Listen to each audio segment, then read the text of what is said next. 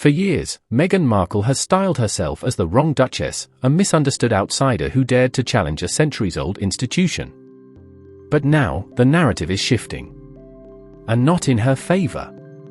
Prince William, future king, and a man once famously patient, appears to have had enough. The latest push inside royal circles, the rumored call to strip Harry and Meghan of their Sussex titles, speaks to a rupture far deeper than a family feud. It is a response to a pattern, attacking the monarchy while simultaneously profiting from the prestige it bestowed. This isn't just a disagreement about direction or lifestyle. It's about loyalty, credibility, and the basic integrity of public roles. Meghan has built her post-royal empire on a paradox, rejecting the monarchy while clinging tightly to the royal identity that made her interesting in the first place. And William seems to be done tolerating the contradiction. From the moment she entered the royal sphere, Meghan sought to rewrite the rules. That alone isn't a sin. The monarchy has evolved before, but her approach was never about modernization so much as monetization. She and Harry stepped back from royal duties with a promise to uphold the Queen's values. That lasted all of 5 minutes. Soon came the Netflix deals, the Spotify speeches about authenticity, the glossy photo shoots, the relentless interviews casting the palace as a villainous machine. If you genuinely want distance from the toxic institution of monarchy, why market yourself as a duchess on every platform that will have you? The titles are central to Meghan's brand power. Without them, she's another celebrity in the Hollywood ecosystem, competing, not commanding. Duchess Meghan lands book deals.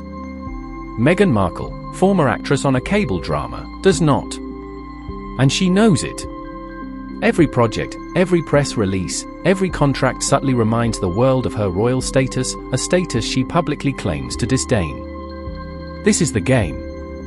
And it's a lucrative one. But to William, whose position demands duty over profit, this double standard is unacceptable.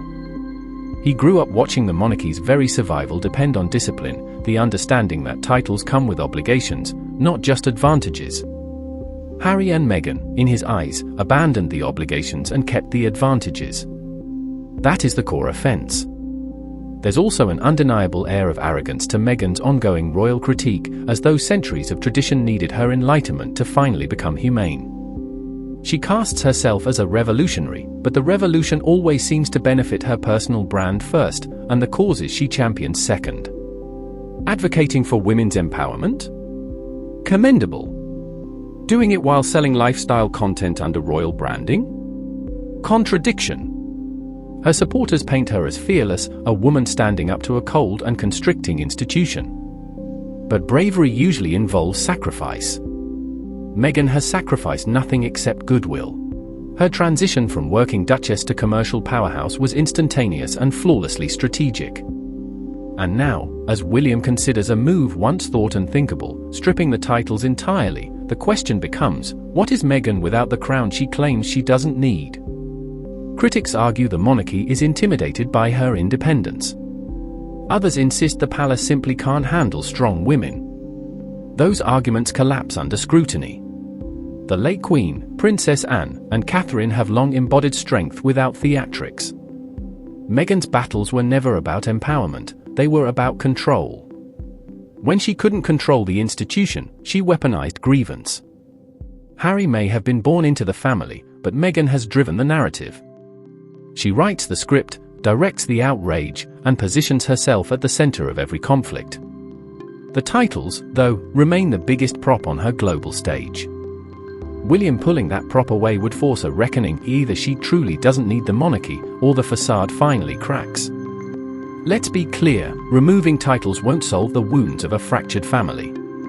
But it would solve one glaring hypocrisy.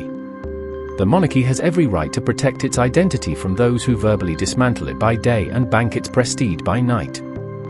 William understands the institution he will inherit belongs not to individual feelings but to national trust. And that trust erodes when the Sussexes use royal imagery as a marketing strategy rather than a responsibility.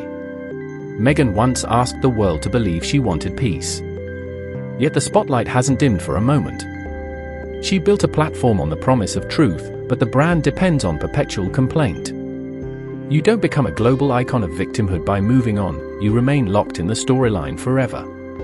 Perhaps stripping the titles is the reset button everyone needs.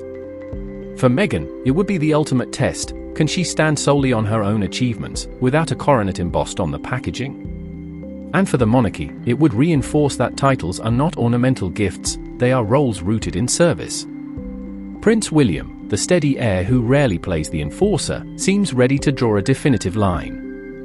And Meghan, who has long treated the border between royalty and celebrity as a revolving door, may finally find it slammed shut. In the court of public perception, she might still claim victory, a bold feminist who forced outdated power to react. But in the quiet accounting of legacy and loyalty, she loses the one thing she has never been able to replace, the royal identity that lifted her from Hollywood supporting actress to global headline fixture. Maybe then, stripped of the borrowed glitter, we will truly see Meghan Markle, not the Duchess, not the martyr, but the strategist behind the smile.